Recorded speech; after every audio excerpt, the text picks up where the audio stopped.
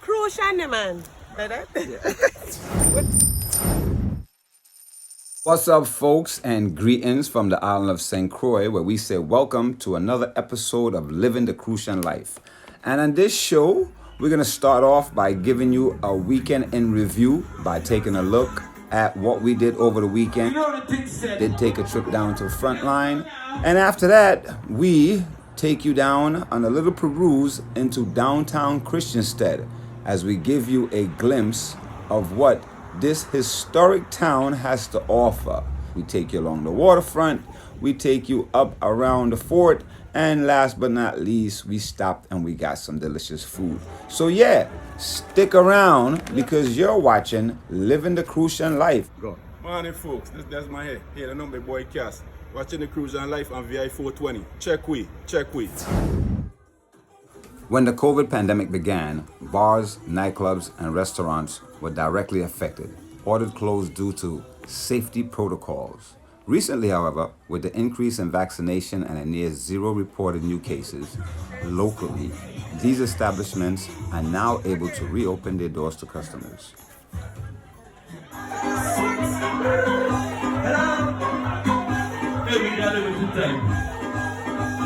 After enduring a year plus of COVID protocols, the chance to have a good time is welcomed by many.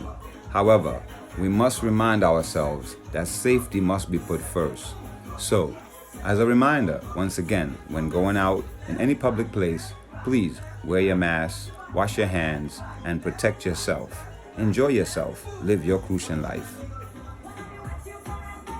Yo, Shayna, live with VI 420 and we live in the Crucian life. Next, we make our way down to Cane Bay for an event with North Star Sound. Special shout to King Grim and the entire family. Also, shout out goes to Ninja P Sound and Highly One for providing some serious sounds Sunday. As the fun continued, we enjoyed the birthday celebration, food and drink, good people, good weather, and great music.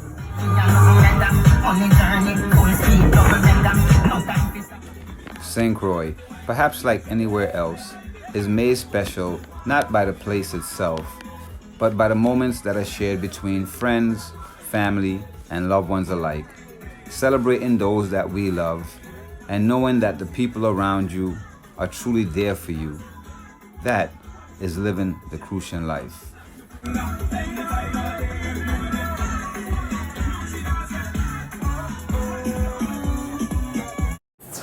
Yes, sir. You're looking at Jano, and we live in the Crucian life. You're watching VI 420. Yeah, man, listen to us. Walk my fuck, turn on the glass and you walk my fuck, oh God. And he black is drop too. Put them in your face when it comes to. He put on the gas. Can't fuck up my window in hand. Cada vez que está yo de can. Chama, chama, da mora son gas. Así no me dicen le ponga, ey. 26 no de claca, ey. No de claca de guame. Wow. Ya no más poco lindo. Yeah, me and no cowboys gonna get forward and blow. Okay, put the chat in the street where it stays. I don't fuck in the top, but you ready? Fuck your girl, boss, and no swap. Oh God, you know what I'm gonna we get breaks down. Go down, water in the chip pot. If you go where you want, pay that big guy. They said it break like a big guy. So I say, they I go. And you knock it and fuck, make it back up. Walk your girl in the gym, make her crack up. Take a home, make that what's make her tap up. I'm a train, it's a pain, I'm a block up. B.A.D. with it, camera is trouble. Come on, that's it, they don't jump up. I don't fuck with it, talk me, I won't know. Fuck, I say.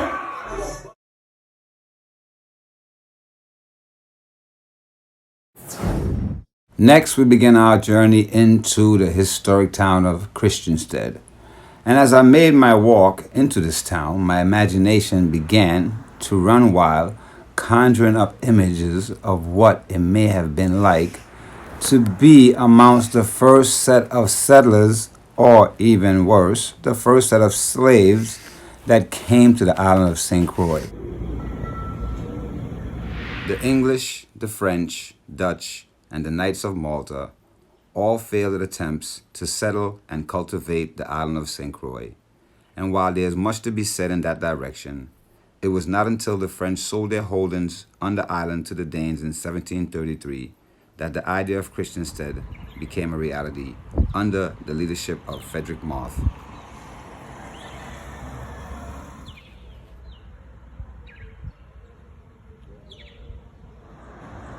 As I continue my journey through downtown Christiansted, imagination running amok, I began to notice the simplicity of the town, the vibrant colors of the buildings, the mixture of what some refer to as African influence placed upon Danish architecture. Out a little bit. Yeah, let me open this. Okay. And you can say a name, just say a name before you so people can know who you are, Yeah, right? I'm Bill Taylor. I'm an architect. Okay, Mr. Taylor, it's a pleasure meeting you. Same here. Of course, you're on VI 420, and this is Living the Crucian Life. And we were admiring your courtyard.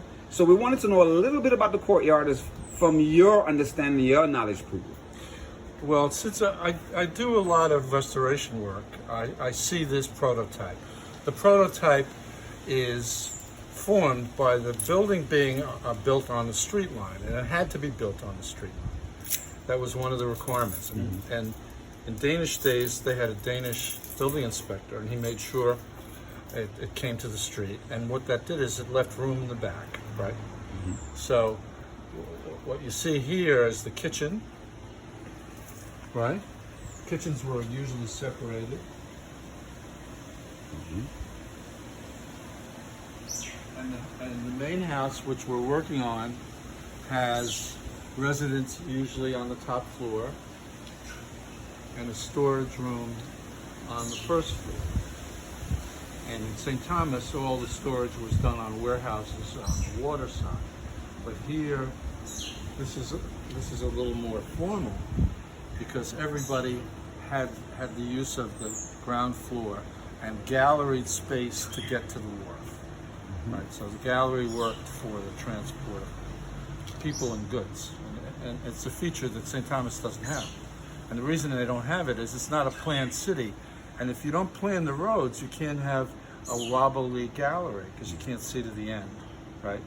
So only towns that are planned can have galleries, and St. Thomas doesn't. Not that we're rivals or anything. So. And what you see here, as I was explaining when I started, is that these are all productive trees. I mean, these are fruit trees. And so, in this area here, some of the household help lived and worked, and they prepared food, and they cooked.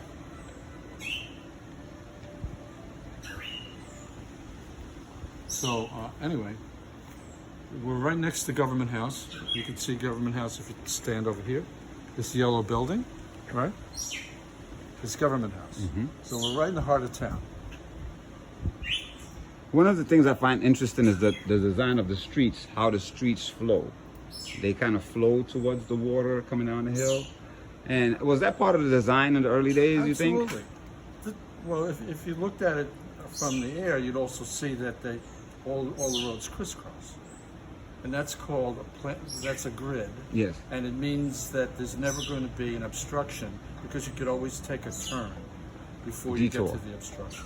Okay. So planned towns tended to have a grid, and both Frederiksted and Christiansted.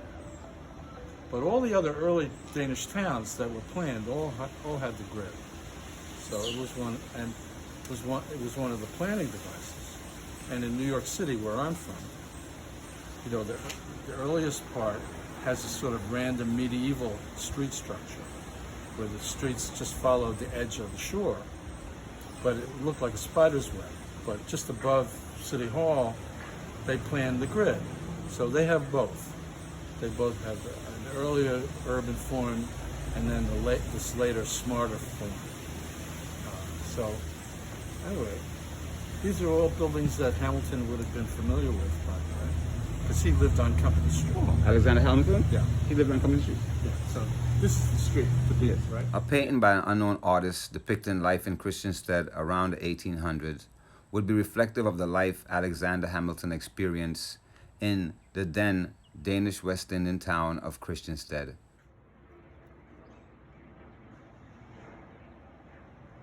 Moving from Nevis to the island of St. Croix in 1765, between the months of May and July, at the age of 8 years old, Alexander Hamilton and his family called Company Street home until his mother Rachel passed away in 1768.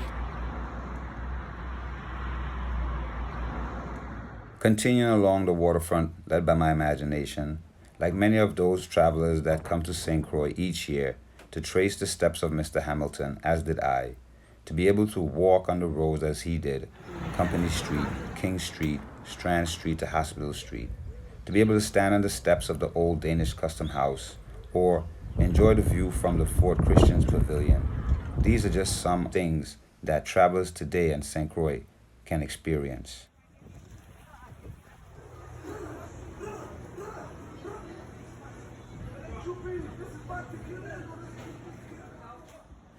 To most, St. Croix is just a great tourist destination, with Christiansted as the epicenter of commerce on the island, and duty-free shopping on alcohol, jewelry, and other items, just one of the amenities that travelers can enjoy. But another would be the history of the island and what it has to offer, the influence, the impression that remains on a person long after they have departed.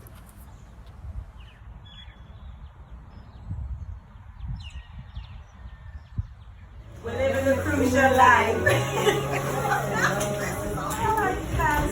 I'm Hanifa, and I'm just here visiting St. Croix from Maryland, but I'm originally from St. Thomas, and I'm hanging out here with my best friend, Tiffany, the Great. Tell them who you are. From Brooklyn. From Brooklyn, but now living in Maryland. Hi, guys. Enough respect. All the way from Atlanta, GA, living the Crucian life though, right now. Bless them. St. Thomas, by the way, Tallahassee, Florida. Still living the Crucian life. Living the Crucian life. This is us at regular, living the Crucian life. Wonderful. Absolutely. You know what I mean? A1. 2 thumbs up. What about you, sis? Love the history. Everywhere we go, somebody have a historical story about the buildings, about different things that happened to get us here. Because even the guy with the Jewish star, he told us about a couple of the buildings. So Oh, you got a Crucian bracelet. Family. And you can only get Crucian bracelets on St. Croix, by the way. VI. That's right. There's a right side, right? Yeah, you got me. So, tell me a little bit about what you did while you was here. What do you guys enjoy most about the island during your stay here? I enjoy the people. You, with your history story driving around. Yeah. Jamal Nielsen, the history of Frederickstead. Eating just with the local people on the beach and stuff like that. And I enjoy the beach. Yeah, the tour that you gave us, that was on point. I really love that, from one side to the next side, and the beach. Hanging out on the beach, the water. Yeah. So you guys went to Rainbow Beach, and you guys went to Molly? Molly, Rainbow, and Little Bay. A little bit. Okay. Yeah. All of them was nice. Yeah, we're not gonna pick no favorite, no fighting. One of them had too many rocks, but other than that, A lot of the beach around here has a lot of rocks exposed since the hurricane. Yeah. You know, kind of wash the beach up a I little got bit. some shoes that can walk on the rocks. And That's So, precious. do you guys think you would come back or recommend it to anyone? Definitely. Recommend right here where we is. And where we at right now? Where we at now? Where we at? Ital in Paradise. Paradise. Yeah. Say it again? Second time. Ital in Paradise, the place, the food was Love the absolutely food. off the chain. Have to Yeah. come back a second time. You have to taste this today. Remember the green one?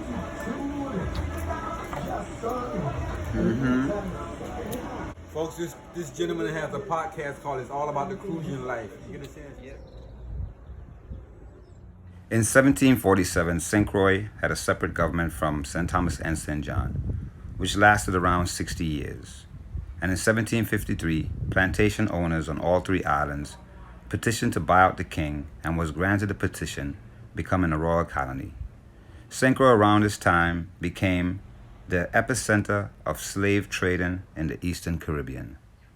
A trip to St. Croix will certainly land you somewhere in the Christiansted area. While there, take time to visit a few of our historic sites. Tour Fort Christian, walk the Christiansted Wharf, get familiar with that mega slave trading company, the Danish West India Guinea Company. See their warehouses, slave quarters, set eyes on the St. Mary's Church, St. John's Anglican Church, steeple building, the first Danish Lutheran church on St. Croix, as all of these serve as an epitaph to those slaves that built them. And while you enjoy our rich history, remember, this is where we live our Crucian life. Until next time.